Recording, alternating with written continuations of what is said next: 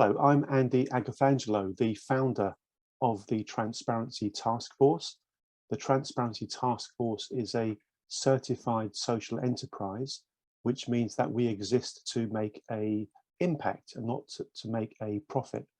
Our purpose, our mission, if you like, is to promote ongoing reform of the financial sector so that it serves society better.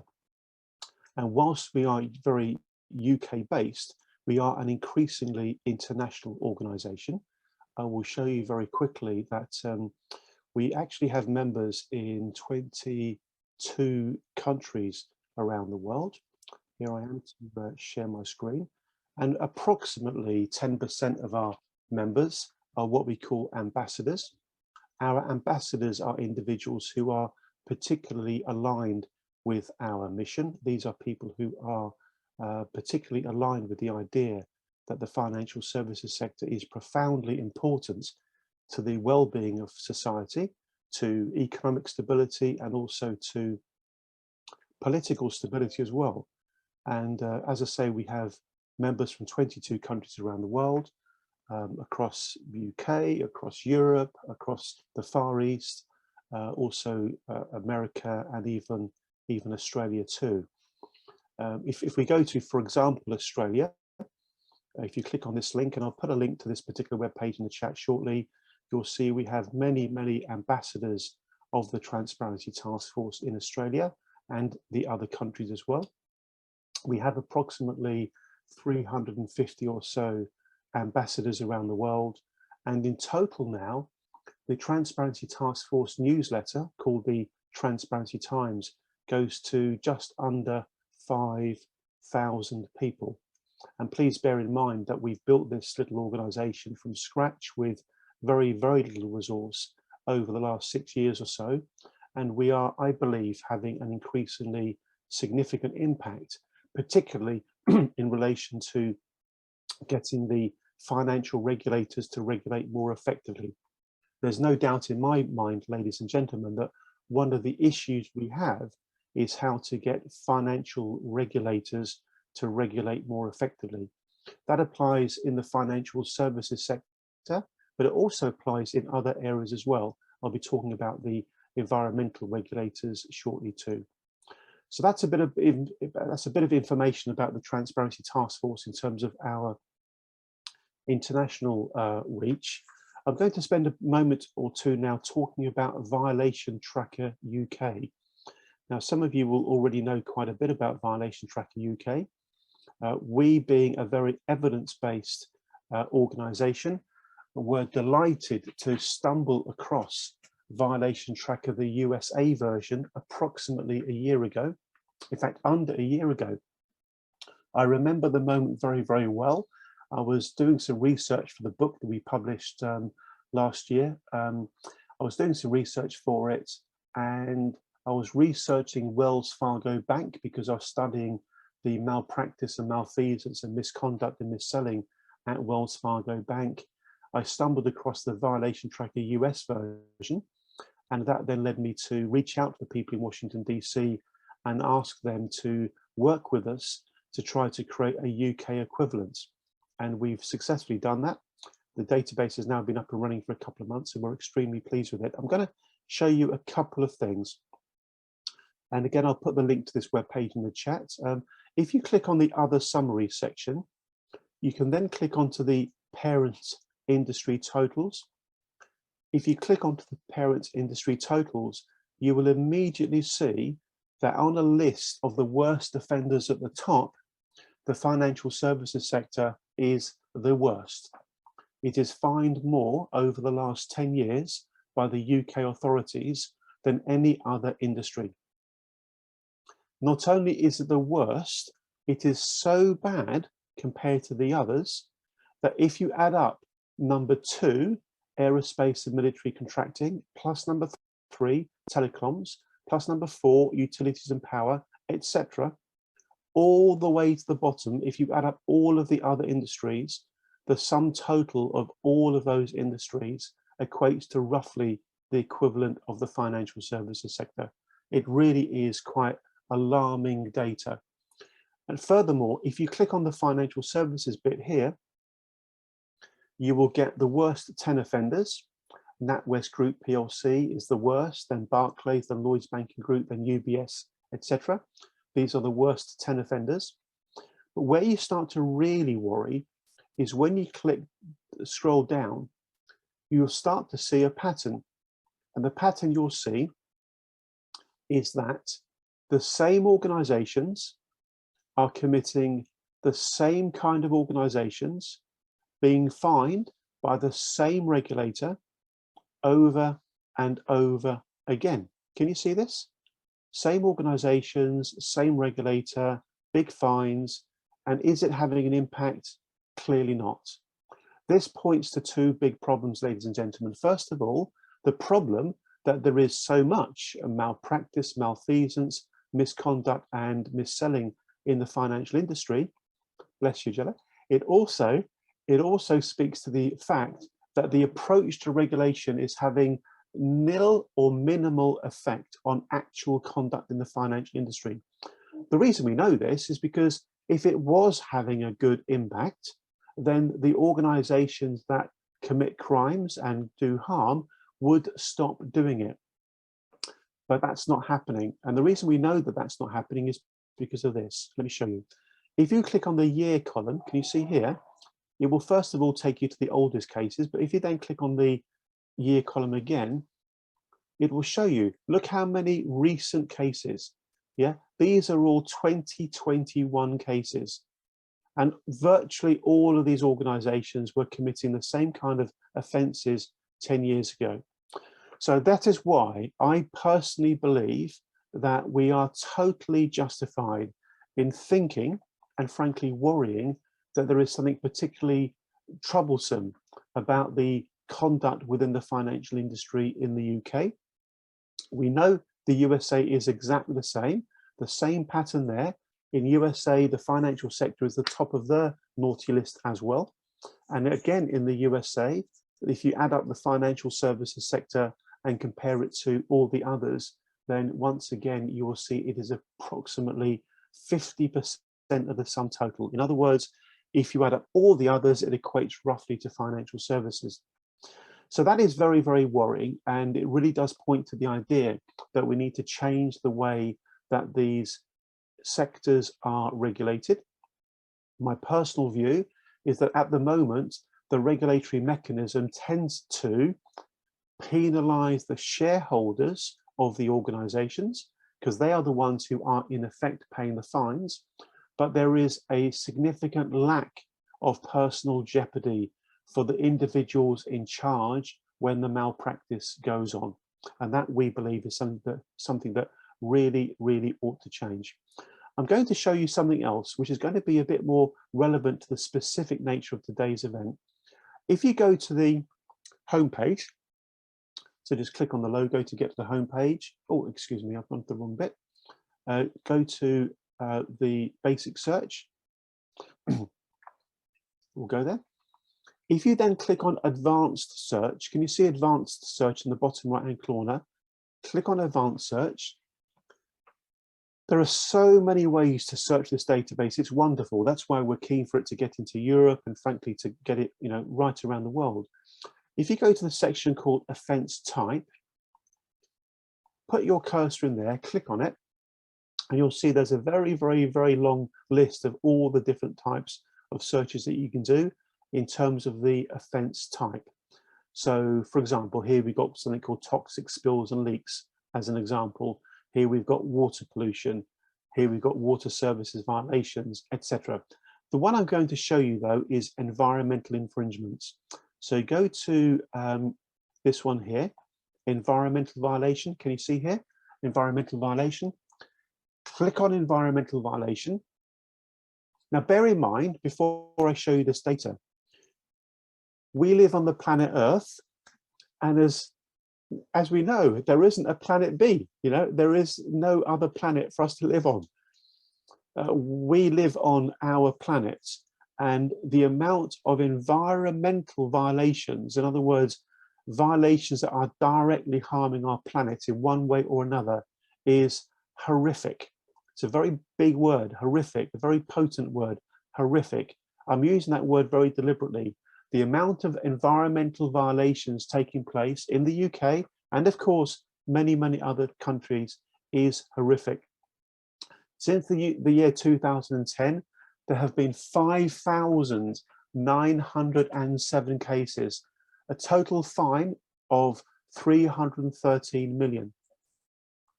Here are the worst offenders. Southern Water Services. By the way, there is a definite pattern. The water companies are owned in general terms by private equity companies who in general terms have a maximization of profit in the short-term agenda. And we really do suspect that is one of the reasons why the water companies tend to be particularly bad conduct in terms of environmental infringements. Of course, you'll also see Flybe and Monarch, Thomas Cook, the big airline companies. But look at the pattern here. You know, I was showing you a few moments ago about the pattern of recidivism. Recidivism is the word used to describe repeat offending. That pattern also applies, I'm very sorry to say, in relation to environmental violations as well. The same organizations being fined by the same regulator over and over again for doing the same kind of thing. Surely, ladies and gentlemen, this points to a very obvious question. Is our regulatory framework protecting the environment, protecting planet Earth, working as it ought to be? And by the way, just in case you don't know this, let me show you something you can do with the database. Let's say, for example, we wanted to go to the biggest single offence, Southern Water Services Limited, whose shareholders, remember, were fined £90 million. In the year 2021, a very current case. You click on that detail, you immediately get the narrative that there's no other database like this, ladies and gentlemen, that I'm aware of. There's no other database that's brought together over 40 regulatory agencies' data and is available free of charge and is so useful and is so easy to use. So it gives you the data. You can then click on the source of the data, click here, and it will take you to the official formal government or regulatory notice. No other database does this. Yeah, no other database is doing this. It's really is remarkable. That's why we are itching for support to get Violation Tracker into other countries as well. But let me show you something else which I find personally very, very confusing. I'm deliberately using the word confusing here in a vague sense. Let me show you what I mean. If you go to the bottom, you'll see there are many, many pages. There's a total of 60 pages of infringements. The bit I find so confusing is why so many violations are not even being given a fine. Surely, if you catch somebody doing something wrong, be it an individual or an organization, and all you do is say to them, please don't do that again, and you don't fine them, you don't make the directors personally accountable in some way, you have zero personal jeopardy for the people making the decisions that result in the violation, then surely, surely, surely all you're really doing is inviting the same kind of conduct to repeat. And it's not just this last page, by the way. There are pages and pages and pages where the actual consequence is £0. £0. It just doesn't make any sense at all to me. So if we go to, for example, let me try to find quite a recent one here. Quite a recent one. Let me see. 2021. I'll go to a very recent one indeed. With all of these, okay, here you go. All from car recyclers. Okay, 2021. You click here to get the detail. It says you suspension. Okay, permit breach and risk of pollution and take steps. You go to the Environmental Agency Public Register. Click here, and you get the detail. And so often there is no fine at all. So my hypothesis is that we will get better conduct out there in the marketplace in relation to pollution and poisoning the atmosphere if we get better at actually enforcing rules effectively, and if we get better at actually making sure that people running companies do behave properly. Now, changing subject, as you know, the topic of today's event is accelerating our journey towards a green economy before it's too late. And that title has been chosen very, very carefully.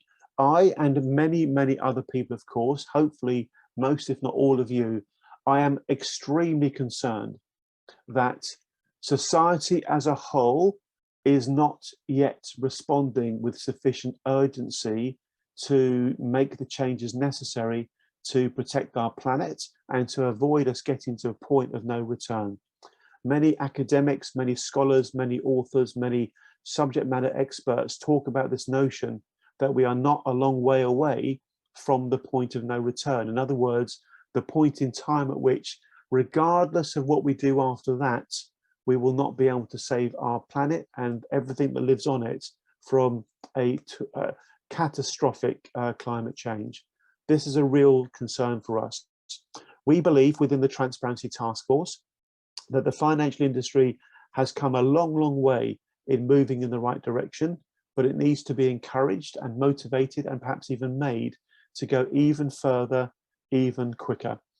So today's event is a practical session. Think of it as a workshop.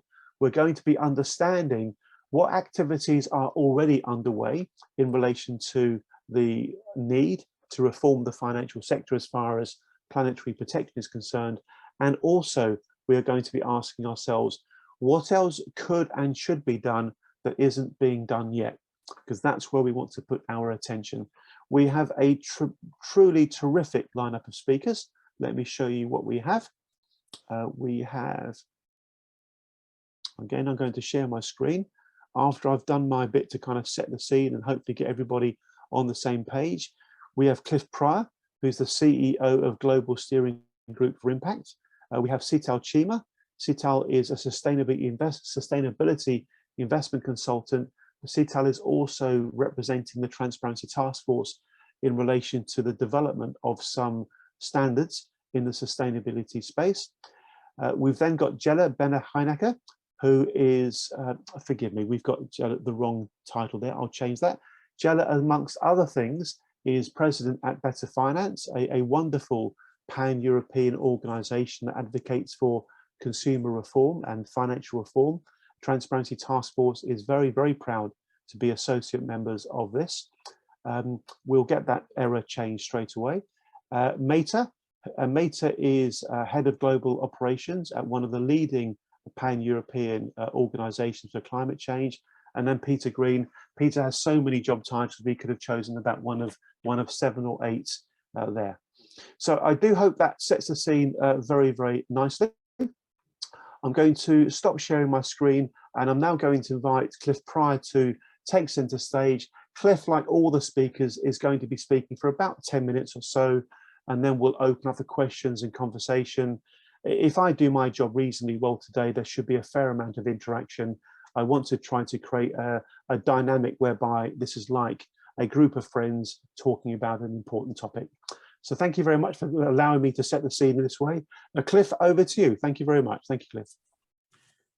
Thanks, Andy. Really appreciate the opportunity. And I suppose on the accelerating the journey to a green economy, I'm going to talk about 4 things: green, social, transition, and governance.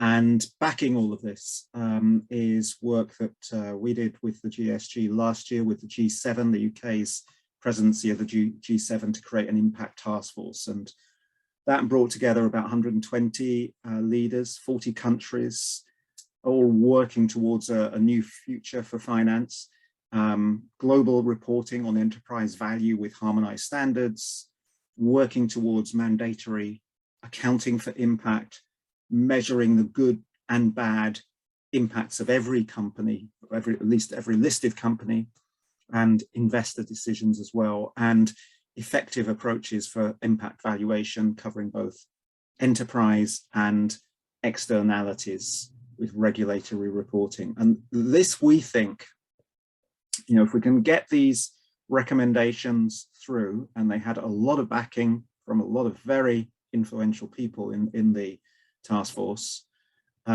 very dramatic changes to the financial system. Some of it already coming into place through the EU, through the EFRAG system, the sustainable finance disclosure regulations, the taxonomies system in the EU. Because right now, if you want to do positive good and get a financial return as an investor, you are really trying to push a boulder up a hill with these new and very comprehensive valuation approaches, where your bottom line is financial, but also the impact of what you've done. It's much more rolling down the hill. And even more if you get to the next level of impact valuation, a statement of the positive and negative impacts of each company and investor turned into a monetary amount with regulatory reporting. So impact measurement, crucial towards a green economy, and these kinds of changes, and putting a price on the climate harms of companies and investors. And a great deal is already happening. We're seeing sustainability, social and green bonds expanding rapidly, or at least being labeled rapidly. There's a question mark there. ESG investing now over 30% of all listed assets globally, which is quite astonishing. That GFANZ group, the Glasgow group from COP26, asset managers and companies, $130 trillion AUM committed across 450 firms in 45 countries. Now there's a lot of rhetoric over reality, but things are changing, and any company, any investor that's thinking longer term, and most of all, any pension fund, and I hope all my pension funds are listening to this, can see what's coming. Climate change is already with us. It's escalating rapidly. This isn't just about 2050. This is the kinds of harms that are already happening. And the reality is that this makes decision makers think again. So we've got a journey towards the green economy. But I want to give you the analogy of the first film of The Hobbit, if everyone's seen it, where Bilbo wants his nice little comfortable hobbit hole. He doesn't want to go on the unexpected journey at all. He finds every excuse not to go. And then finally, he changes his mind and he scampers along to join the group. Now, there's a lot more action to be taken. And in that analogy, there's 4 more films to have, and they're pretty long films, you'll remember. But that's where we are now, that financial and corporate sectors, having sort of sat in their comfort zone and suddenly waking up and running to join the gang. And why are they running to join the gang? Because, if you're doing a 7-year investment or 10-year infrastructure investment, what is it going to be like when you try to get your money back at the end of that 10 years? What's going to have happened? If you are investing in, if you're a car leasing organization, you typically 3 years or 5 years, you're leasing and it's all based on what the terminal value is. Well, what's the terminal value of a diesel car in 5 years' time right now? It's almost zero. So people are starting to wake up to this, quite suddenly waking up. And one of the biggest problems that we're seeing is that there just isn't the talent to populate the impact areas of these companies and investors. But, and this is a really truly huge but, however much we know we can get to net zero, we're only going to get there by the permission of the people. We saw that in the Gilets jaunes movement in France.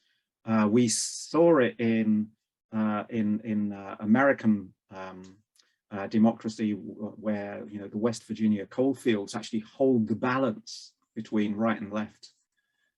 we have to achieve social justice alongside environmental justice. And you take the example of energy transitions from fossil fuels to green energy, which, you know, they're going to affect almost everybody from the UK to Southern Africa, from the Brazilian Amazonas to logging in Indonesia. We know from examples that we've had, the 1980s collapse of coal mining in the UK.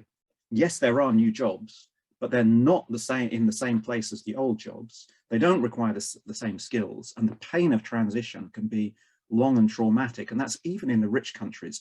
In the poorer countries, that transition, without a proper transition for the social side, it means starvation, and that means revolution, and countries are not going to go for it. So that takes us on to transition paths.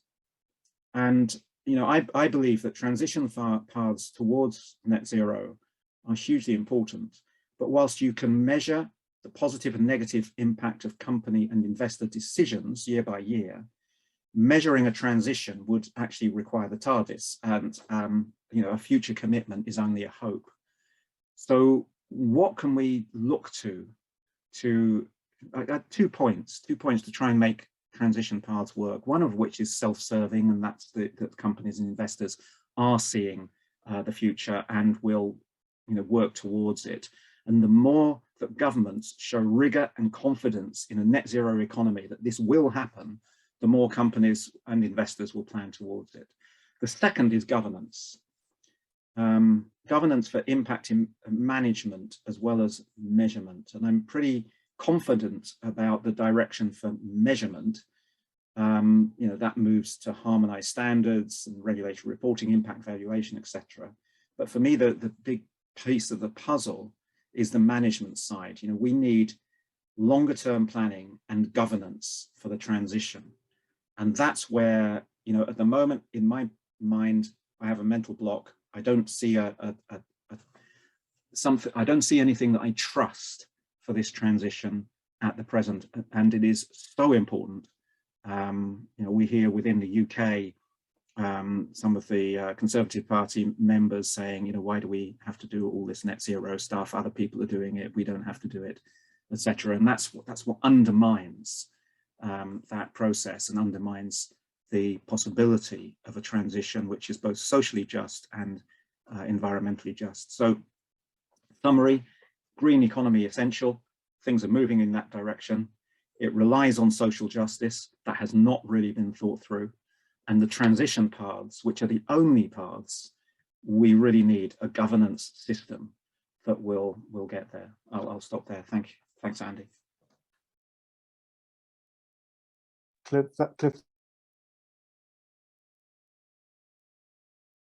I think you're muted, Andy. I muted and unmuted. After 2.5 years of doing this, I still get it wrong.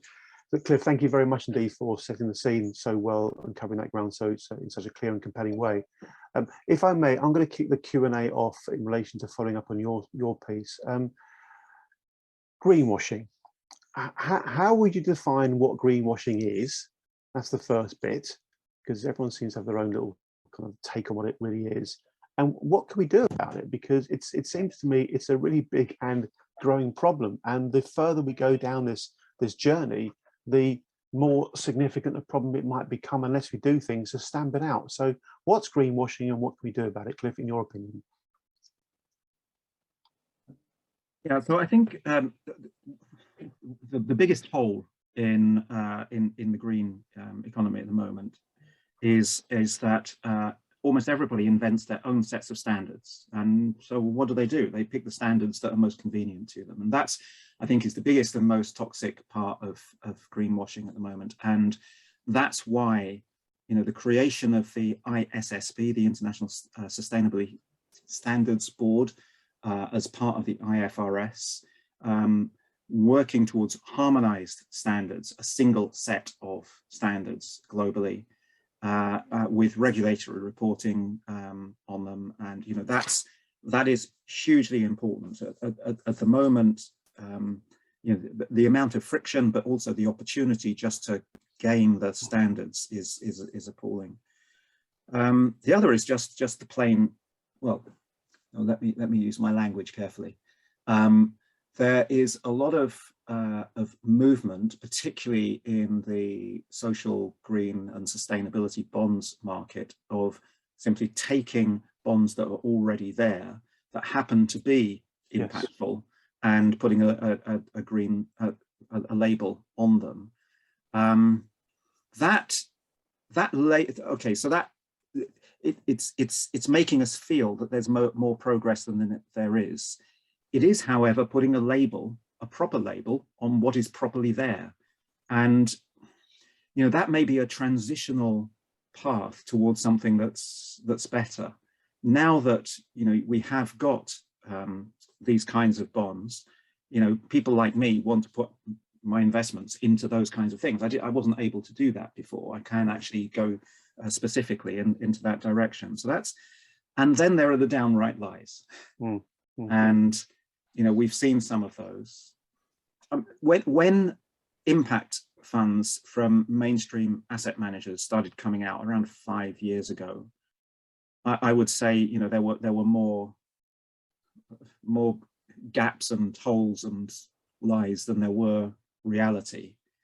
But now the majority of them are pretty good. I mean, they're not 100%, but they're pretty good. And, you know, I think that's driven by the fact that, you know, it only takes one scandal and you're sort of, you know, you've lost your consumers. So I'm not saying that that's necessarily going to be the game here, but, you know, what we see over time for each intervention is it starts off pretty ropey and gets better over time. And I would hope that that's a destination. But having harmonized standards with regulatory reporting for them, that has to be, you know, 80–90% of the goal. Cliff, thank you very much indeed for such a full answer. Thank you, very, very good indeed. So I'm going to turn my view to gallery view so I can see you all now. Please, if you'd like to come in with a comment or a question at this point, please just wave your hand at me, either literally or digitally if you would prefer. I can see that Mr. Peter Kirby Harris is doing exactly that. So Peter, why don't you take yourself off mute and then share your thought? Thank you very much indeed. Thank you. Yes, well, coming from an economics background, I often hear the word stranded assets, but depending on who you speak to, some are saying coal, definitely stranded assets, avoid gas, bridge of the future, transition gas. How can a financial authority or financial institutions develop a credible labeling system of what currently is or what might become a stranded asset, so that investors are aware when they're looking at, you know, assessing portfolio and their options, what might not give the return they expect because there might be limitations on what actually can be extracted. Mostly fossil fuels, but also it does include land use change as well, if there's a move to reverse land use change, as Glasgow kind of dodged any real kind of ability to do this, but had its sort of vague promises. So yeah, what can we do with stranded assets? As in neutral assessment of what they are, rather than relying on greenwash to say, nope, gas isn't a stranded asset. So what can be done? Peter, thank you for that. Just before Cliff responds to it, could I invite you, Peter, and plus indeed anybody else that makes a point or asks a question. So can you briefly introduce yourself and then we'll go to Cliff for his response to your point. Yes, my name is Peter Kirby Harris. I'm an academic consultant. I advise business and also local education on effective risk communication strategies, and at the moment working on syllabus enhancement for a bunch of local sixth forms and academy schools. Thank you, Peter. Cliff, to you. Yeah, can I just come to this question of stranded assets and connect it with the social justice issue. Take a very real example of Zambia. New presidency, very forward-looking, very promising, but has been left with an empty treasury. And where's the only money coming from? It's coal mining. Agriculture has been depleted. Their plan, they have a 5-year plan, you know, improve and make safer the coal mining that they have, use the profits from it to invest in sustainable agriculture, so that at a later point they can stop the coal. So, you know, from a green point of view, we say no more coal. if we say no more coal to Zambia, a lot of people starve, there is a revolution, there is another dictator, and there's plenty more coal. So, we really have to think here about the realities of countries where people are right on the edge, particularly when they're right on the edge, and how we can manage these transitions. I'm not going to get into the coal versus gas and all of that. That's outside of my ken. But what I do know is, if we cannot just switch off the lights for countries, particularly for countries where it's survival as the only route. So it comes back to that point about transitions, transitions for countries as well as transitions for individual companies, etc. And what is the the clarity of direction and the quality of governance that allows us to manage these transitions appropriately and without creating huge suffering. Do you feel there's a moral responsibility, if there's not a legal responsibility, for developed wealthy countries like the UK to help countries like Zambia to get through this transition? Because without that, surely it's just not going to happen.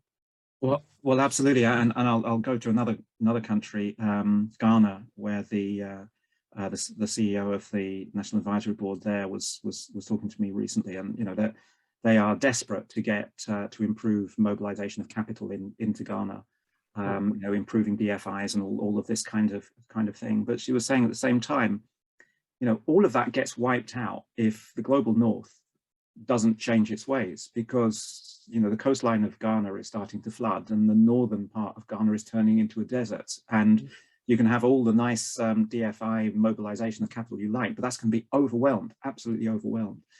And when developed countries talk about aid towards sub-Saharan African countries, from the African perspective, this is a harm that developed countries have created. Yes. And in most cases, if I come and smash your car, I have to pay for it. If they come and smash their economy and their land, why is it that the global North don't pay up? That's a very strong view in Africa, and I'm sure other people have heard that. Thank you, Cliff, and thank you, Peter, for the question that led to that very interesting exchange. I'm going to go to gallery view once more. Wave a hand, either literally or digitally. Marshall, please introduce yourself and make your point, and then we'll go to maybe one or two others quickly. Let's be as succinct as we can so we keep ourselves more or less on track. Thank you, Marshall. Thank you. My name is Marshall Marmel. I'm in charge of a company called Advanced Resilient Technology and Advanced Resilient Biocarbon here in the United States, and several other companies. And our mission is climate restoration and climate repair. We have a number of technologies that allow us to actually address a lot of the issues that people are talking about in the real world. But it's a heavy lift, and I'm really proud to be a part of this group. I think transparency is one of the key elements that is holding back a lot of things. I was part of the COP26 events remotely because I wasn't traveling, but and a lot of people were disappointed about it. But I think a lot of things are going on in the world where the issues that you've brought up, that Cliff has addressed and you have addressed, Andy, and the rest of the people here are looking to address, are actually addressable and doable.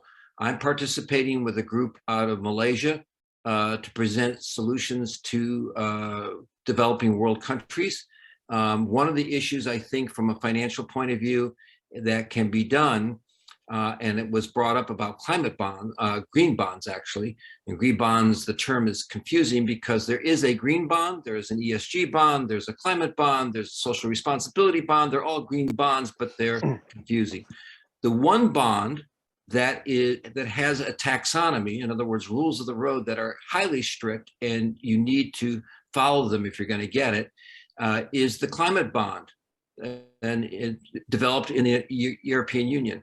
That bond allows people, if they get it, to actually be held accountable in a way that no other bond does. And how do we know this? Because it's the only bond that is rated by Moody's, Fitch, and Morningstar. Why is that? The other bonds are not. And by the way, another example of somebody greenwashing is Royal Dutch Shell. Right after COP26, before COP26, they got indicted and treated and told that by 2025, they have to have a carbon footprint of 40%. Suddenly after COP26, they announced that they're changing their name and they're moving. They're going out of the Netherlands, and where are they going? To the UK. Why? Because of Brexit. So they think they won't be held accountable. I think accountability is a key element here. And I think everybody here can play a role in it. And I'm looking forward to hoping to work with everybody on this. Thank you. Thank you, Marshall. Cliff, would you like to reply to any of those points, if you wish to? Just briefly to say, I think the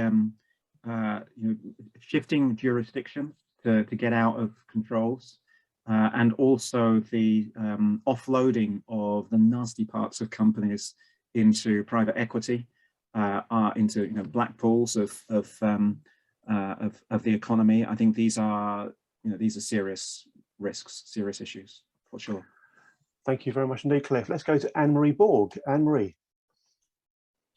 Yes, thank you. I've been listening carefully, and yeah, some really, really fantastic information that's going to help me as well. I'm the head of the Antara project, but it's more based on education and focusing on the environment and how we bring that into the education system. What I was thinking at the moment was that unless we actually make this part of our human right to incorporate the respect of the environment and the protection of the individual against the negative effects of all of these things, we're going to find it very difficult. Now, the Uganda case, which I think was mentioned just now, is a big landmark. It happened in 2019, and it held the state of Netherlands accountable for their violations and the rights of the individuals to actually not suffer from the air pollution in such a way. So if you want later, I can talk more about that, but that's just what I wanted to say. Thank you very much indeed, Anne-Marie. We've got time for one more point before we move on to our next speaker, Sital Chima. Wave a hand or something at me if you'd like to come in.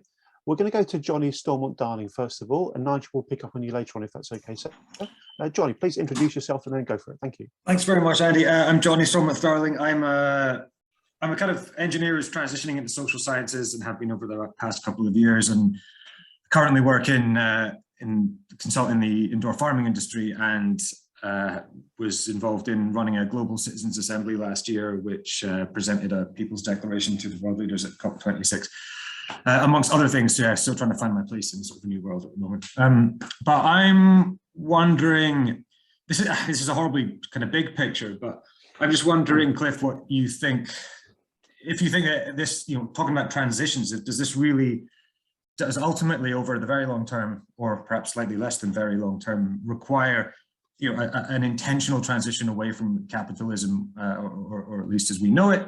And if so, does that need to be kind of led in a visionary way with a clear direction, or is that something that's just going to maybe happen if we kind of go through a green capitalism phase and then maybe come to something else afterwards? I'm just kind of interested to know your general thoughts on that matter.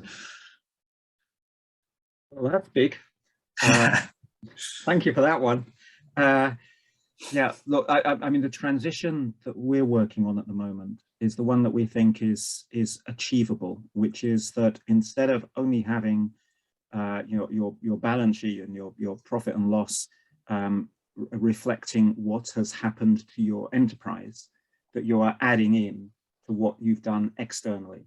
And that's the change in capitalism that we're looking at. I know that there are other organizations, and I'm fascinated when reading their ideas of a much more radical change in capitalism, really largely actually based on changing wealth patterns rather than anything else, because we are hitting to a peak wealth system. I think if you look at the chart of the proportion of wealth held by, I can't remember quite what the number is, but it's, you know, something around the 10,000 people in the entire planet.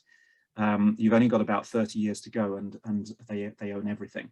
You know, that's something which people are looking at. But, you know, tackling wealth, it's really important. Saving the planet is more important.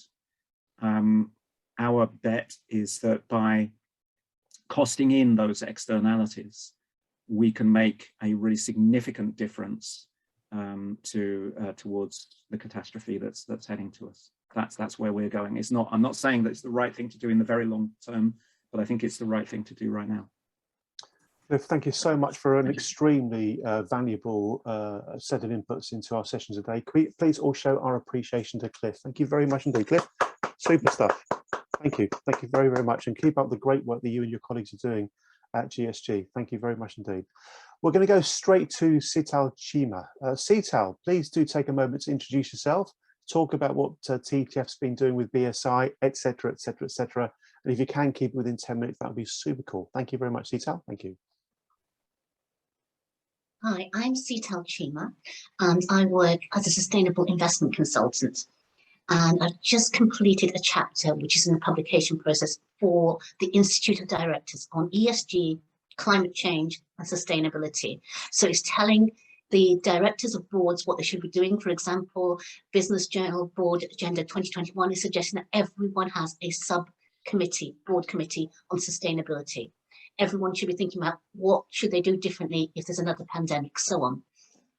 So I do think things are moving. I think I agree there's lots of greenwashing, and again, Andy will say that I have been working with the BSI on setting up the sustainable finance standard. So that's one thing for the fund management industry, which has been really, really important. So through the beliefs, purpose, strategy, all the way through to transparent outcomes reporting, as well as stakeholder engagement. So that's a good standard to start with. And I think Peter Young is now doing that for the international standard, which is fantastic. Even better to have an international standard. So that's just, I'm following on from the greenwashing chat. I'm just picking up from two other little points. The fact about the just transition, not just across, for example, the UK, where Yorkshire and Wales will suffer completely by 22% less employment from the climate change transition. But looking at across the countries, I genuinely feel that we do owe it to India, Africa, and other countries to pay back what we've put into the atmosphere. And the IPCC recently said that just this year it came out and said, yes, for the COP26, they said, yes, we should try and stop using fossil fuel. In fact, the prime countries, the more modern developed countries, should actually try and do carbon capture and remove carbon. So direct air carbon capture, which is nascent, expensive, but we should be thinking about things like that to remove carbon. And yes, they're saying other countries should still be able to burn fuel like fossil fuel, coal, for years to come, simply because they haven't created this problem and they need to develop and they need to move on in their industry. So is there someone's hand up? Do you want to speak, Cliff? Okay. Sorry, carry on, Sital. Oh, no, sorry, I just got a hand up on Cliff's. That's fine. I'll carry on. The next thing I wanted to pick up on was, yeah, I think it was Cliff who's saying how we're moving forward. Not only do we need to think about the financial profitability, but we need to think about the 3 Ps: the profit, the people, the planet. So the triple business plan, or bottom line, it is called. And the IIGCC, the Institutional Investors Group on Climate Change, I have mentioned before, has very recently made the big 4 accountancy firms do a complete U-turn, who have said, no, we don't know anything about climate change. We're not going to do auditing on climate resilience. But now they've said, we're going to do auditing on climate resilience as well as financial resilience. So it's not like just, are we a going concern from a financial point of view, but are we a going sustainable concern Because what is the point if the planet's burnt up? There's no point to making any profit. So that set aside, I just want to follow up on those 2 points. I'm very flexible. I haven't really produced anything for today's chat, so I'm happy to talk about just about anything. So I'm just going to hit on a few different points, and you guys tell me, and you know, if you want me to go into more depth in anything. So a couple of other new things are the most, I think, one of the newer things is the task force on climate-related nature financial disclosures. So it's a TNFD, not the TCFD. Now, 34 of the 35 members have already been appointed on that. And it's across countries and it's supposed to be global. And what it's trying to do is emulate the TCFD, the Task Force on Climate-Related Financial Disclosures, which has been very successful in terms of producing a hub, producing international what everyone should be doing is an international standard. So the TNFD is working together on to increase biodiversity and improve nature-related stresses and look at opportunities as well. So that's one thing. The other thing I'll mention is the Oxford Principles on genuinely carbon offsetting that have come out recently. So if someone's not aware of those, I'd look at them if I was you. Basically, you have to offset everything genuinely within your organization. Operation, suppliers, stakeholders, community, clients, offset everything you genuinely can within your own operations. And then if you are buying carbon offsets, try to do them in a long-term, genuine carbon offsetting nature in terms of biomimicry, real carbon sinks like planting trees. But if your trees don't grow, as in some people say, oh, we planted all these trees, then they don't grow, then you know what? You don't carbon offset that part, you start again. So all these kind of, you know, double counting and things that Oxford Principles are looking at, which I think is very useful to get people to sign up to. The fund managers, others, which I'm advocating at the moment. There's a whole lot of other principles and things people are signing up to, net zero asset owners, net zero investment consultants like myself, but it doesn't matter unless, as in the BSI standard, as I mentioned we need to do, unless there's real, genuine leadership in each of these roles. Don't just sign up to this and say, we're green, we're green. You actually have to take leadership roles and do something. As in like the Transparency Task Force, at least we got involved in setting a standard. We're trying to do something rather than just talking about it. Other things. I think there's a lot of talk recently since the IPCC 2018 special report about the difference between 2 degrees, which is the original Paris Agreement, to 1.5 degrees. Now that's huge actually. And how can we stop it from happening and get people to understand just how big the difference is? I know there's a lot of modeling involved, and I know it's far out there, but if we're looking at all climate tracker, action tracker modeling, S&P modeling, Oliver Wyman modeling, what you come back with is a baseline, if we carry on as we are carrying on today, of 4.1 to 4.8 degrees, which we're all burnt, we're all dead anyway. Now, if we commit to the Paris Agreement and we commit to a 1.5 degree, we come much lower. The difference for humanity is apparently the difference between 2 degrees and 1.5 degrees increase in the number of people it will affect is 90% more people will be affected by crop yield. So, we're talking about desertification, like having no crops. The UN say it's another 58 years before we have no more harvests. So these are all serious problems. They're all interrelated. The other thing is like 85% of more people in the human race will be affected by habitat degradation between 2 degrees and 1.5 degrees. The other thing is being affected by heat waves, 32%, 10% being affected by water stress. So it's all quite a big, it really does matter where we all push ourselves to and what we do when we try not to greenwash. So that's one element. I don't know if you want me to carry on. I can talk about how you invest green or whatever else you want to do. Andy, do you want me to stop? Thank you. So that's been absolutely perfect. Thank you. I'm going to ask one question to you, if I may, then I'll pass on to others to ask questions as well. That really was a great kind of smorgasbord of inputs, Sital. Thank you very much. Genuine question. I genuinely don't know what your answer is. Do you know about Client Earth? Have you heard about them? Do you know what they do? Is Client Earth something you're familiar with? Who, sorry? Client Earth. Yes, definitely. Yeah. I mean, to my mind, and I'll put a link to it in the chat. To my mind, they do some amazing work in terms of using litigation to try to get, in some cases, even like islands that have been adversely affected by pollution and climate change things. To my mind, they're using laws very powerfully to kind of make change happen. Any comments yourself about that? I think there are a number of good organizations, a transition pathway organization that started up like 4 or 5 years ago on the 400 main companies who are polluting. Now there's a science-based transition initiative, which is fantastic. There's so many good initiatives. So we're all moving in the right direction. And I agree, Client Earth are brilliant. One thing I would say to people is, I'm working very, very closely with someone who I know is genuinely positive impact in terms of environment impact and social impact, because I've researched so many fund managers, I've researched so many products, and I come back with this whole thing, it's greenwashing. So this is about building residential houses. The government says we need 300,000 houses per year because we are really struggling in the UK.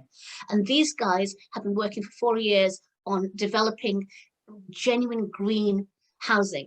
And it's not just for the poor, and it's not just for social, it's helping people who cannot buy houses at the age of 30, when 30 years ago, 50% more of us owned our own houses. Now we're all living with mummy and daddy. It was helping the nurses get onto the ladder and so on. And it's helping older people sell back. But it's green, it's solar, it's vertical farming, it's the whole lot pushed into one.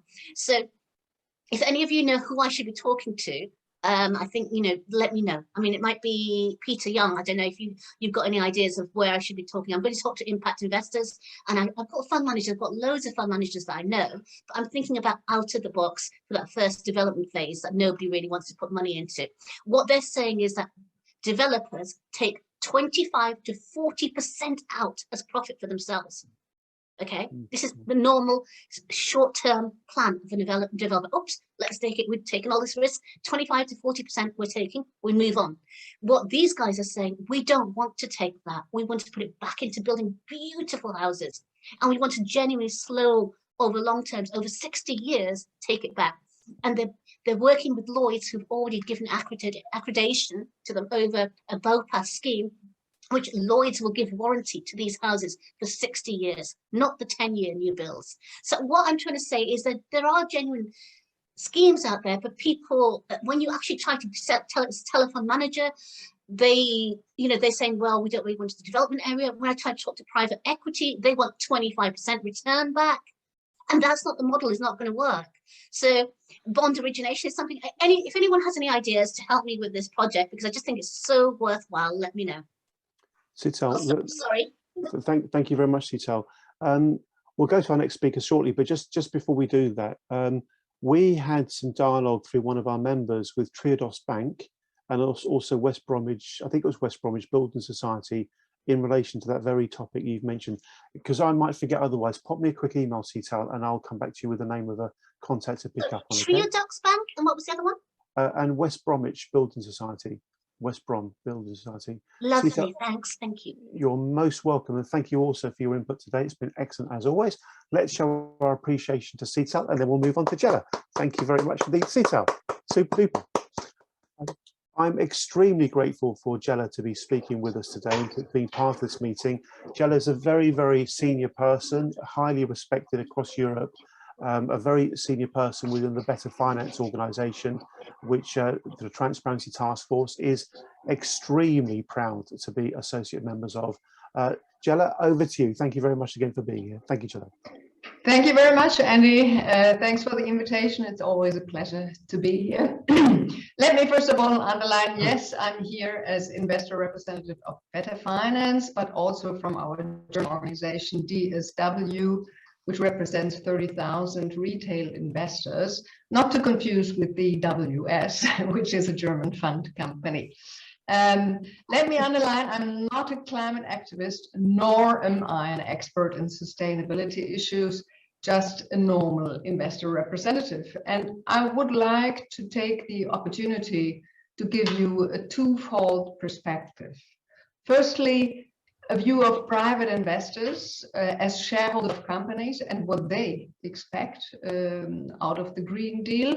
And secondly, the view of private investors who buy green financial products. And there, of course, greenwashing is a huge topic. Germany must undertake the greatest transformation in its post-war history. The immediate changes required in this decade are drastic for our country. Germany needs to largely eliminate investment in fossil technologies within the next 9 years, and implementing climate protection measures requires additional investments of 86,000 billion of euros by 2030, which means around about 100 billion euro per year, which is almost 2.5% of the German GDP. We are all aware that the Paris Agreement is a landmark agreement, and we also see the need that we have to accelerate the transition to a low carbon economy. And therefore, and I come back to the discussion on capitalism, therefore we probably need the financial market to play a major role. And interesting enough, it's also the retail investor that is needed. And that's actually something the EU Commissioner McGuinness really emphasized. Private capital need to be mobilized for this transition.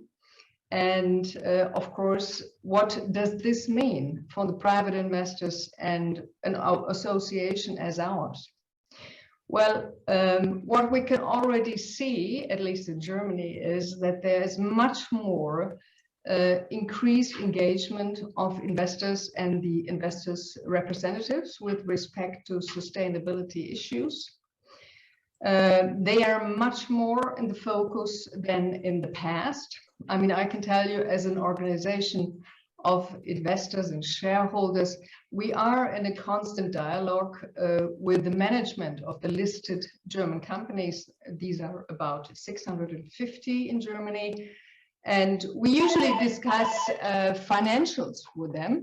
But now we start to discuss non-financial issues.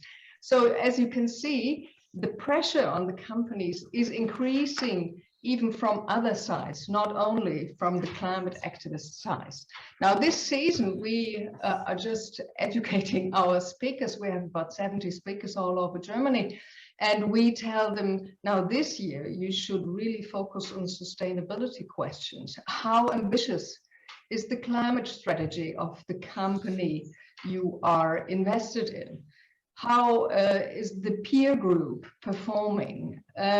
What are the precise objectives for 1, 2, 3 emissions? What are the deadlines set? Is there a monitoring in the company? These are all new questions for our organization and for our speakers. But we believe it's very important that we also focus on sustainability issues. And we will see, I'm sure this season, we will see at the general meetings much more actions by shareholders, such as say on climate, as we have seen it in other countries in the last season. I think Nestle, Unilever, Shell, Total, and Iberdrola, and I'm sure there is more to come. Coming back to what Cliff says, yes, we also see, to avoid greenwashing, we need clear definitions of ESG, and this information needs to be regulated, verified, and audited. We need a standard set or a framework by the EU in order to make the information more comparable. And we also need to simplify the evaluation of ESG with respect to ESG ratings and standards. Just for the investor, because we need simple information so we can really draw our own conclusions.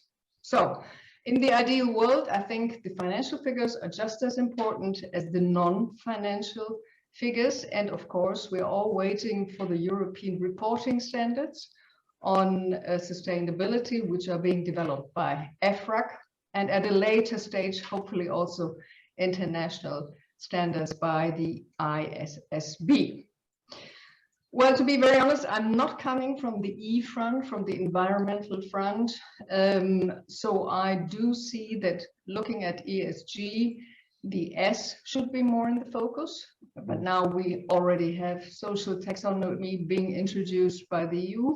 And we should not forget about the G in the ESG. We think so far the governance aspect is being neglected.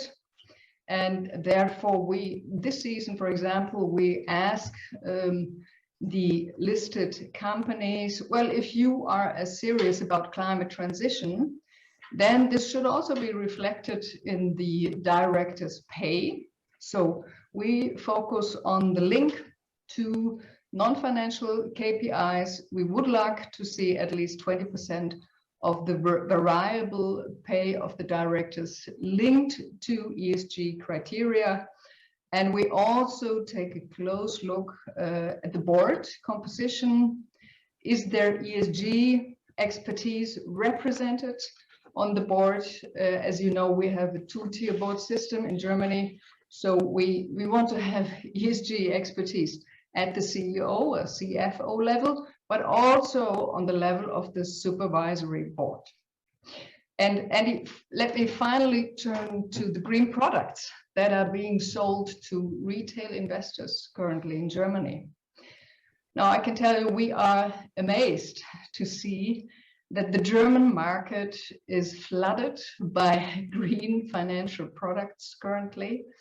If you look at 2022 last year, we had an increase in the offer of green financial products from 91 to 170 billion euros only in 1 year. It's quite an impressive boom of green products.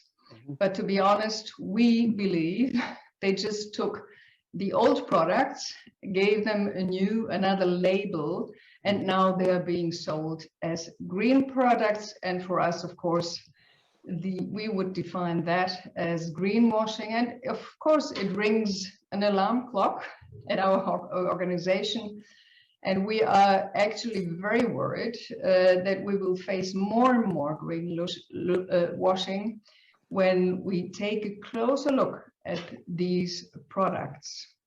Therefore, we are very supportive of ESMA's view that there should be more done to harmonize the rules for sustainable products, harmonize information, harmonize rules also with regard to measuring these products. Just think of the sustainability benchmarks and so on. So I think these are the first steps that we need to avoid huge cases of greenwashing in Germany. And I think there's still a long way to go. Thank you, Andy.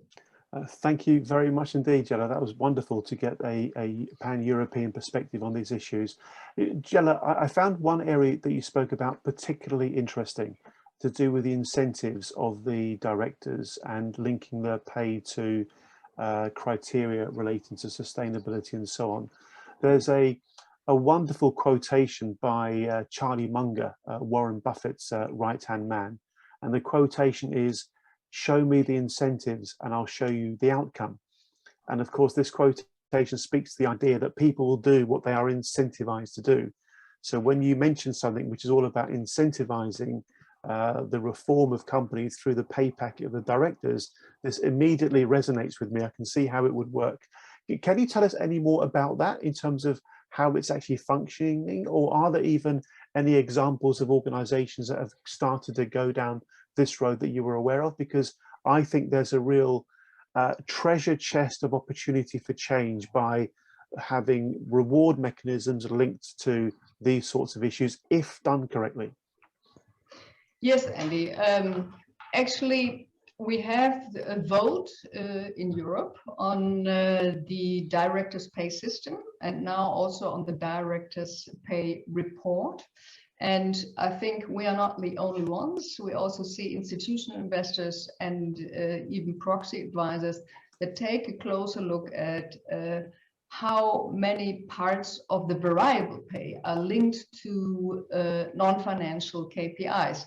Now, we are a little bit stricter on this side, because we like to see KPIs that are measurable from the outside. So we really take a close look that it's not, a thumb rule for the board to say, yeah, that is really a good KPI.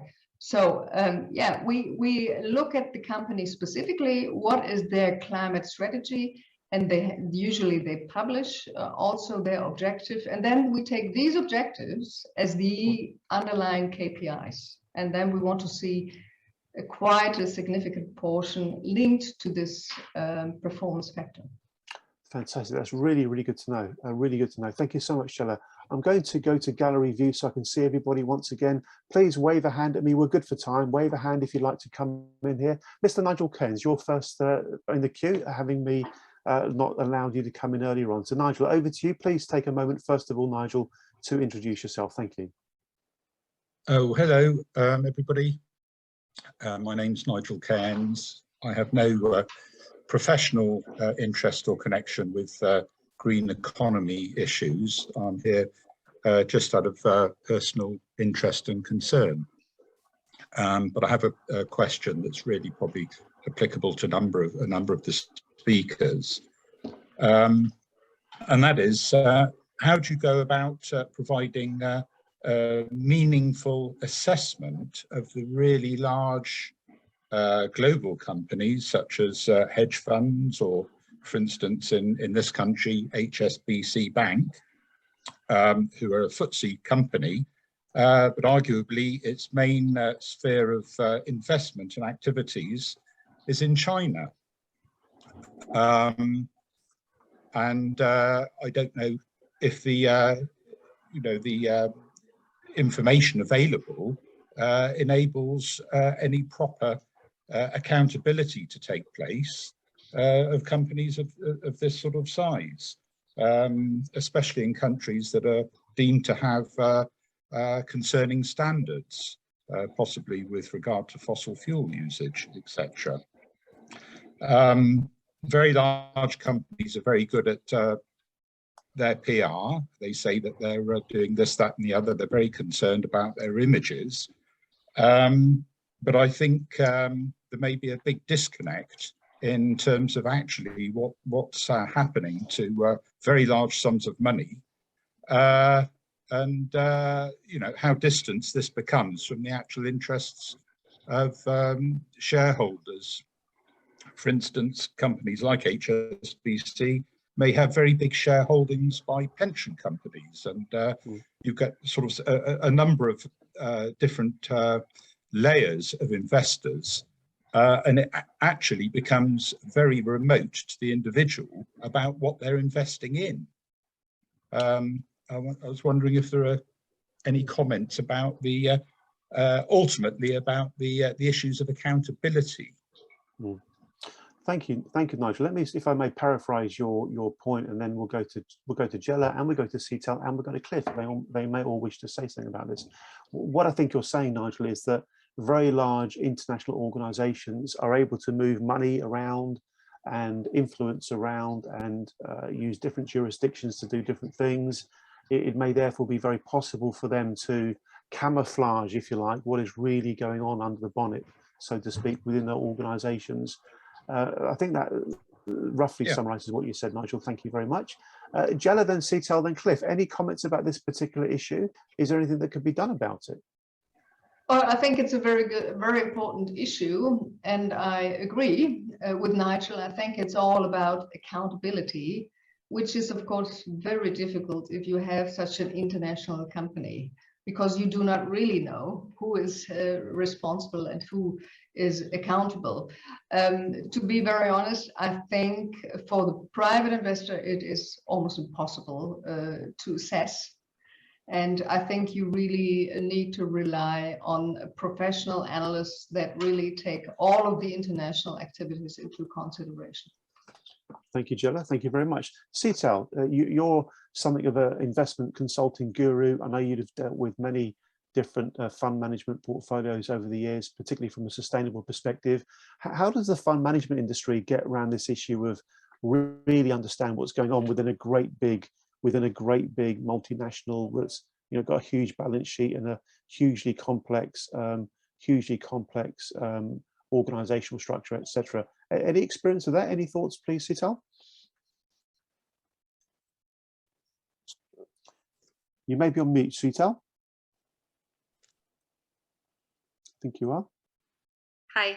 You're on mute, Sital. There we go. And while Sital's unmuting herself, Meta's arrived, so Meta will be the next speaker. Then we'll go to Peter Young after Meta. Sital, your thoughts, please. Thank you. Sorry, I did actually work for HSBC before, so I was upset when I saw them on your violation tracker, Andy, just to point that out. It is a huge organization, 300,000. So yes, it's very difficult.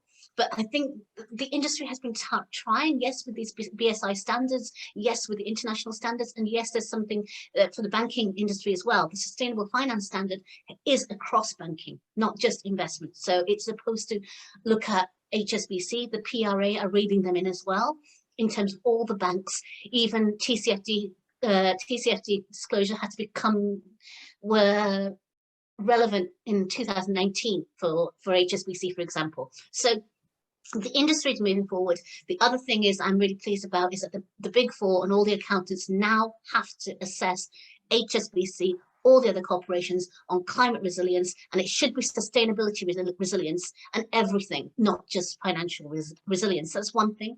And another thing is the Green Finance Institute, I think, has been working with Aviva, Hermes and others to build something that's called the World Benchmark Index. So it's a race to the top. So how can you say to everyone, my organization is better because we do this, we get paid on the basis of that, the directors get paid on the basis of this, our cleaning staff gets paid on the basis of having a positive impact to using less toilet roll or whatever. Everything and everyone should be measured. So the measurements are coming in place, standards, but it's all over the place at the moment. So. Thank you, Sital. And we'll go to Cliff for his comments on this big question around how do we understand what's going on within major international conglomerates, etc. Cliff, and then we'll go to Samuel Duncan. Thanks. Yes, I mean, obviously there's there's a huge number of investors in a huge number of companies, and unfortunately, technology and AI can pick that out. And where I worry, and I think it's where Nigel was going to, is where the ultimate owners are in dark pools, and there has been quite a trend in shoving off the nasty parts of your company into dark pools. That is a worry. One of the things I would say on this though is, and let's just use the example of personal tax, and probably everybody will have seen those graphs of, if you take the tax level, personal tax level, to a certain point, it starts to become self-defeating. People do less work, and there is a point, the highest point of value in personal taxation. I think there's a similar highest point in areas like like this ultimate owners area. If we regulate so hard that everybody disappears into a dark pool and is not listed, then we are self-defeating, and we have to be really careful about where that point is. Of course, there are some areas where it's utterly out of any kind of scrutiny, and Bitcoin is probably the ultimate of that, and that has probably gone so far away on the needle that now we're seeing a host of countries starting to ban it and create their own visible cryptocurrency. Well, it wouldn't be a cryptocurrency, would it? It would be a tech currency where you can actually see where the money is going. So we're never going to get this 100%. And if we try to get it 100%, we'll destroy what we're trying. What is the point of highest value in these areas? Cliff, I put a note in the chat. Dark pools. I've never even heard of that phrase in this context at all. So are you saying there are ways that companies are deliberately hiding what's going on in terms of this kind of stuff? Is that already happening, or is that a fear for the future? I don't think that listed companies are doing that. What I think listed companies are doing is identifying the bits that are, you know, lots of coal or lots of nasty stuff, nasty mining and what have you, and letting it be sold into entities that do not list and are based in jurisdictions which do not show any data. And you know, we're seeing quite a lot of that, and that's where, you know, that if we push really hard and put very strong regulatory barriers on and lots of cumbersome reporting and etc., more of that will happen. But we have to look at where is the highest point of value that we can get out of this system, unless of course you know, we can completely get out of these jurisdictions where money is not reported at all. Wow, it does sound like something else to worry about. That's really interesting. Thank you. Samuel, thank you very much. You've had your digital hand up for a little while now. Appreciate that. Samuel, please take a moment to introduce yourself and then put your point to Jella or indeed all the other speakers. Actually, introducing myself first, Sam Duncan. My day job is I work as a portfolio manager for a company in Germany called Palladio Partners, where we invest institutional capital, so mostly from pension funds, primarily into infrastructure as an LP. So we invest into so-called blind pool funds for institutional capital. In total, I've been working in the industry for about 10 years. And I have previously worked in the more sort of traditional liquid asset classes with retail assets as well. In addition to that, I'm also a postgraduate researcher at the University of Exeter, where I'm very interested in particularly factors around ESG and the investment industry. So to pick up on one point immediately preceding this regarding pushing assets off into so-called dark pools or perhaps blind pools. Now I know there was an article in The Economist, I think last week, that addressed that or a similar point, where listed entities are selling dirty assets, such as coal and oil producing assets, to private equity funds or similar. I would personally see that as less of a concern. I believe that generally speaking, there's always an ultimate investor. And in that case, it's almost always institutional investors, so large pension funds and the likes, who themselves are increasingly focusing more and more on ESG factors. And those pressures are being passed on to these blind pool funds, who then do have certain reporting requirements, even if those aren't made publicly available. But my question regarding the previous speakers is more to do with the listed entity side of the equation. And it's always been very much my impression that large listed corporations, or rather investors in large listed corporations, in most cases, by design, have very little influence in how those corporations are run. So the predominant structure for funds in the listed world is, at least in Europe, is the UCITS structure, which by design is limited in its ability to influence management of companies. And also, of course, there are various stock market rules on reporting and influence. And my question to the speakers would be whether you think that the current predominant capital structure or corporate structure that's used and stock market listing format that is used is adequate or beneficial to investors wishing to influence ESG matters, or whether one possible approach would be trying to revisit listing rules and the likes, and maybe discussions with stock markets themselves on how these concerns could be better addressed, or providing a better format for these concerns to be addressed. Thank you, Sam. Thank you for your point. We need to keep on time, so we'll keep the responses to this particular matter as short as we can. Let's go in reverse order. So we'll go to Sital, then to Cliff, then to Jella. Sital, any initial thoughts in relation to that matter around structure? Yes, I've looked at this as well, Samuel. So yes, you have OICs and UCITS, so they're open-ended. And for example, for real estate, that can be problematic. example for the Woodford case, where he had to sell his underlying assets in small UK companies to meet the liquidation requirements. So everyone's running out the door, and you have to sell your assets. That's a problem for OICs and UCITS. So the other way to do it is listing on an exchange, and that would be becoming a REIT, for example, or an investment trust, or a venture capital trust. So becoming a trust, you have a closed shareholding, and you can maybe take a longer term view, is what they say. But there's also problems with that structure. And then there's a semi-open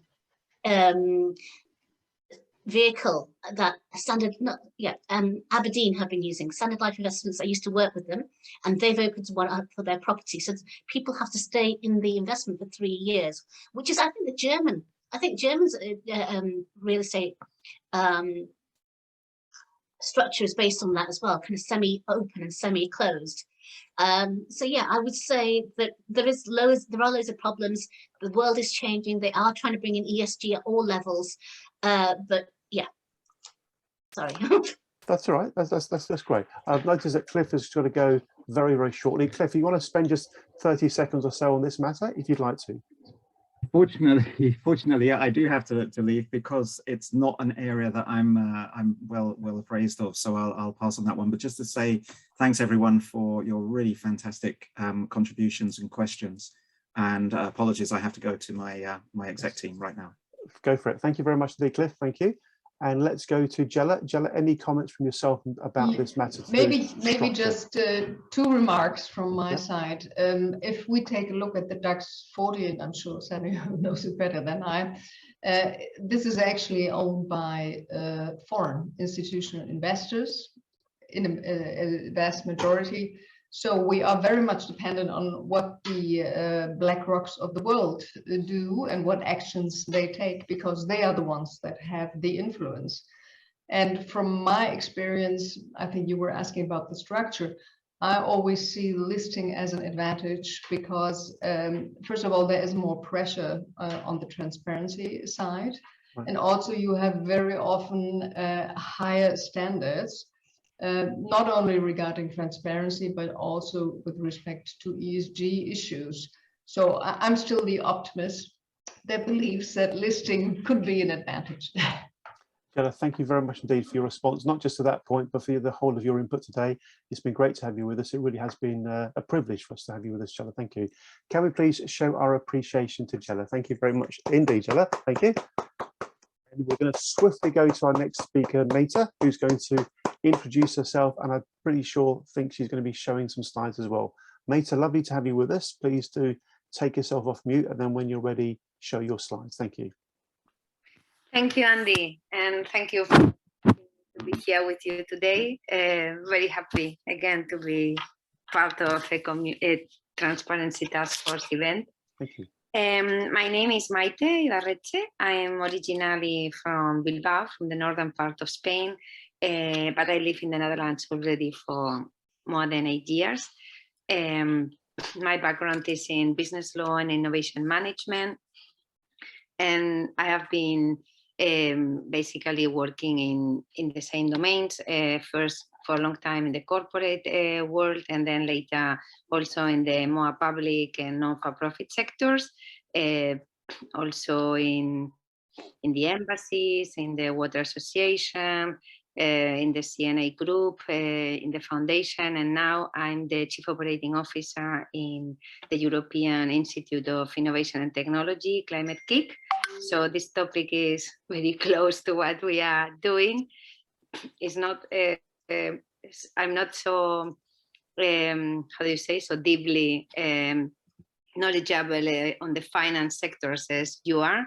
I would like to bring this other perspective of how we are trying, no, in terms of the green economy, also to foster that and to try to make their transformation, no, a more systemic change, and how we see also the connection very strongly with the finance context. So I will share the slides. I will try to be quick there so that we can have more time later for questions and whatever you want to discuss. Give me a second.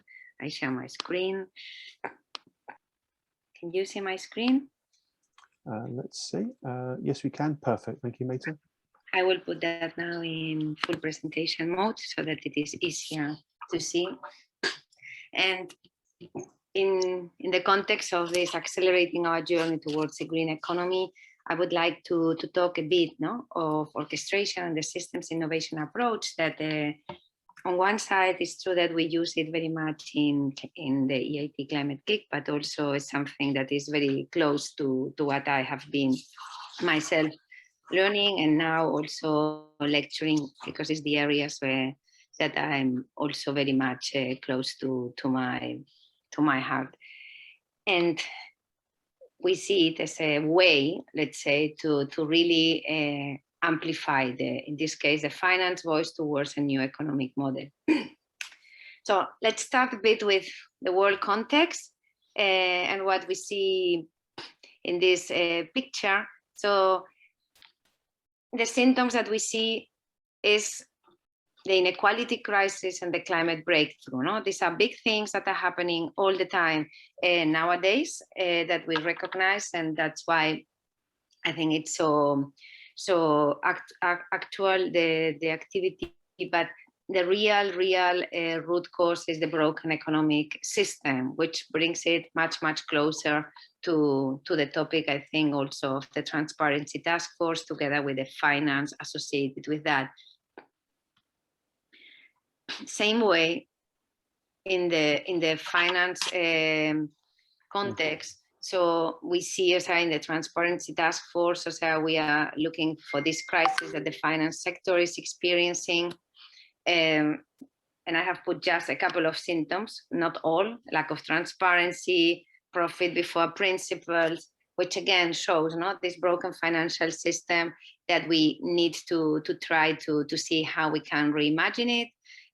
Yes, to have on one side the consumer rights respected, but also to see how we can really move to this kind of long-termism versus short-termism, and that we really think of something that is sustainable in terms of the principles that we apply that go beyond the profit, especially if we think of the topic of today, also with regard to climate change. Of course, with inequalities is exactly the same, because these are things that are all the time on the table.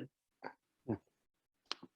So the systemic challenges that on one side we are having the climate change, definitely, but also a need for a finance reform. These are big things that really need also systemic approaches.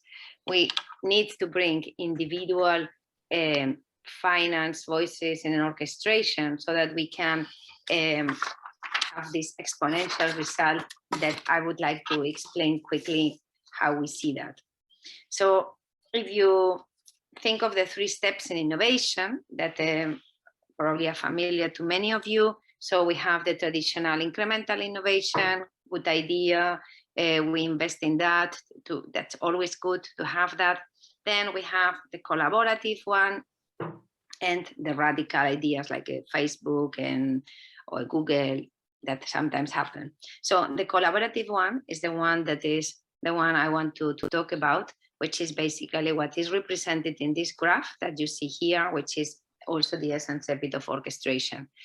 And it serves 2 purposes. So basically is things that are already there. We put that together in an orchestration so that that way we have, because of normally the urgency as well, on one side an exponential result because it really expands the value proposition, but also in time normally is much faster. You can see here the systemic versus the incremental. So, and I want to just, walk you through a bit about this concept of orchestration and how we can see this other angle on how to apply to finance.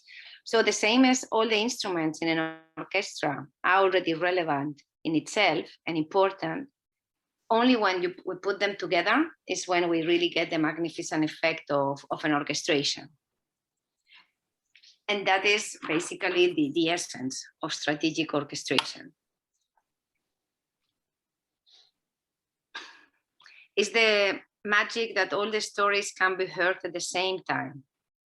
Not only the users, not only the citizens, not only the regulators, so that from all the angles, the investment banks, the commercial banks, so that we put all of them, and many times also that we do collaborate with real people that normally you would see as a competitor.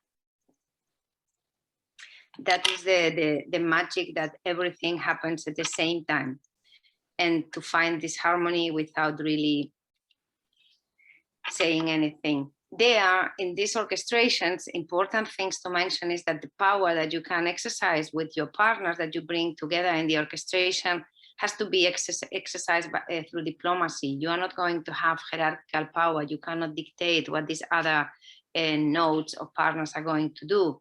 So therefore, it's important that all the nodes, all the partners give and receive. So if they don't give, probably you will ask them to leave at some time, this network. And if they don't receive equally, they will go because they don't see the value of being there. Important things there to mention is that basically is about sizing the opportunity, seeing the possibility of going for it, and putting together the different parties that can really develop this value proposition. It's a more allocentric approach. It's the power is in the network, and not anymore in one firm that is the dominant one. We are familiar many times with in the finance sector as well. And then the one that is the orchestrator node is a bit the first among equals. So one is like taking the lead and coordinating all these people, but with a higher goal, not only just coordinating as such, to try to achieve something that they cannot achieve alone. That's the most important thing. So you don't go in an orchestration because you want to go, because it's nice to be in a network. So you go because you cannot achieve it alone, because you have to negotiate all the time with all the people. And it has to be easy, whatever you develop there, for everybody to follow it. But at the same time, not so easy to copy. And it's good, I mean, in moments where there is economic crisis, but when there is not so much money to invest in mobilizing things, it's just parties that are already there making a strong relevance, that you bring them together to amplify that voice, no? To make that, even if it looks small, by bringing them together, normally same kind of, imagine like a transparency task force that you would have in all the countries, so in 3 or 4 countries, no? That it makes bigger. So you would be the orchestrator node, but this would be, but it would have more amplification by having the same message at the same time, sorry. So here, the rules normally are basically, you said that you have to look for high-class partners, because that also helps you, no, to put that forward. It's easier, as I said, because you don't need necessarily to have a big investment. It's just bringing parties that already exist there to move together and to develop something new. You need, of course, no, to not give all the relationships for granted, because that is the most heavy part that you need to be orchestrating all the time, and therefore you need to be super transparent. So which comes back to the transparency that we are talking in this task force often. So on one side, for people to want to join, and for others to stay there. And you have to treat all the partners the same way, not only think, oh, because this company is bigger or this regulator is bigger, I take more care of him or of her. and small ones maybe you disregard a bit, because all of them are needed. Otherwise, you don't have the full effect of the orchestra. No, it's like the guy with the triangle. Without the guy of the triangle in the orchestra, you don't have the full symphony. Yeah. So all I needed. So, and then I want to show you an example that I came across. No, that is more for inspiration than for anything else. So I want to trigger how we could apply that even further in the finance world. You know better than me which are the parties. I know, for instance, in our case, in climate change, no, that we bring together on innovations as such. I mean, mostly governments together with in universities, together with private sector. So this is something that we try to have in all the projects, no, a mix of that. But I don't know exactly who would be all the parties here, but I want to show you, as I say this, because that is what I'm going to show is a band that started. I mean, these are street musicians that they started playing, well, on the street, the people that normally play on the street, no? And how someone, in this case, no, saw the opportunity of making that something that now it's a band that plays all over the world, and still they are doing that from the place where they are.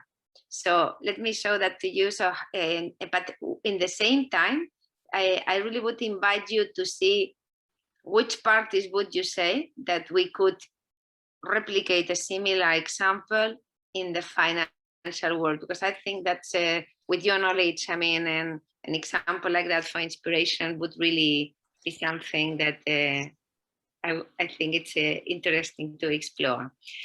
And as John Lennon says, a dream you dream alone is only a dream. So we dream sometimes alone to get this finance reform. But when we dream together, it can be a reality. So let's see how we can make it happen.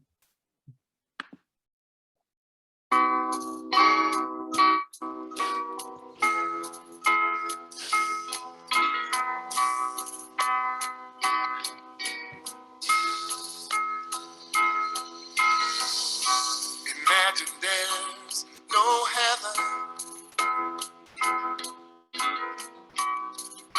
It's easy if you try. No hell below us, above us only sky. Imagine all the people living for today. Imagine there's no country. It isn't hard to do. Nothing to kill or die for. And no religion too. Imagine all the people living life in peace. You might say I'm a dreamer, but I'm not the only one. Hope someday you'll join us, and the world will live as one.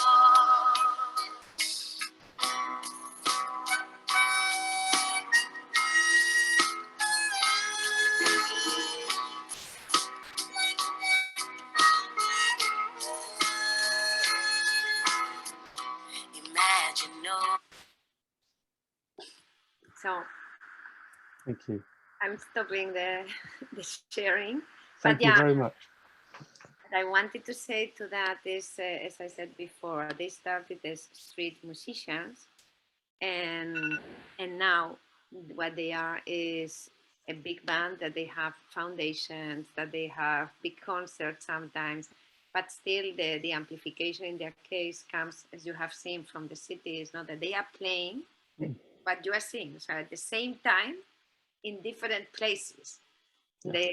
And so far they have been doing that most of the times, like simultaneously. That was the business model. So when I think of the finance sector, and really I would love to hear from you, but from ICAM, at least the different types, that the investment banks, regulators, you said cross-banking before, consultancies. So there are so many players, that but I'm not saying that always has to be geographical. That is just one aspect. But how we could bring people in an orchestration so that we can really move towards this. I don't know if finance reform, but yeah, something that we could do in the finance sector.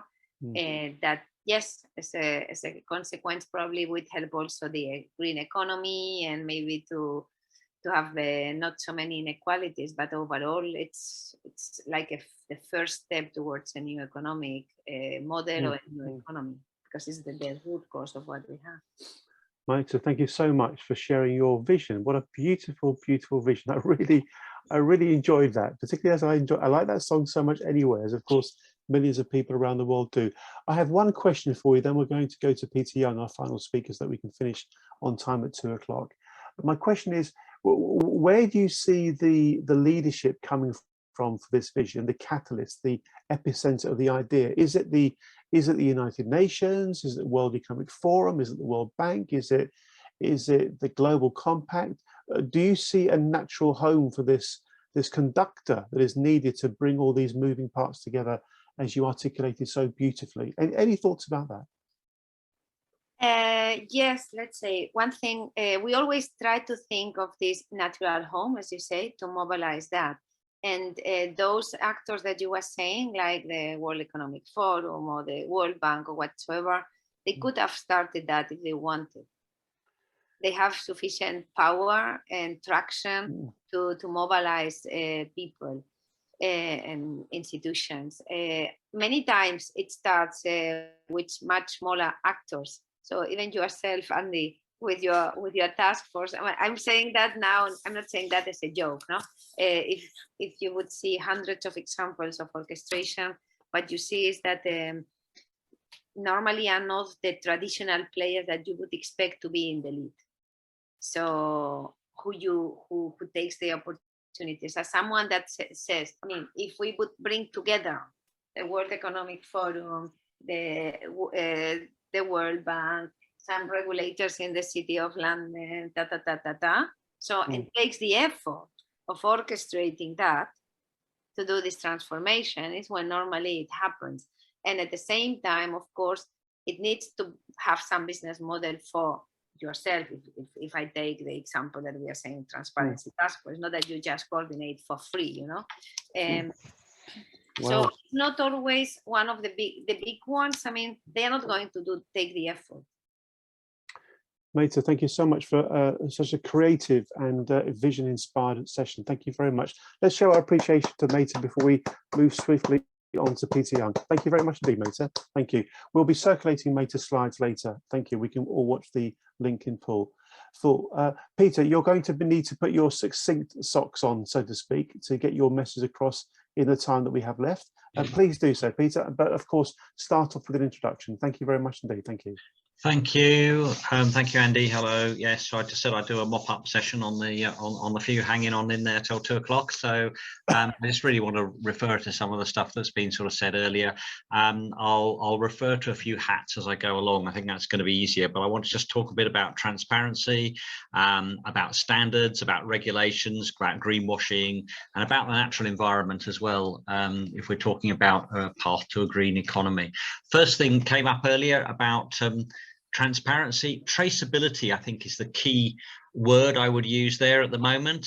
ISO defined traceability as not only the principal requirement to enable physical tracing of products through the distribution chain from origin to destination, vice versa, but also to be able to provide information on what they're made of, what's happened to them. And that traceability applies particularly so to the finance sector, which is expert at creating obfuscation and complication, which actually blocks that tracing.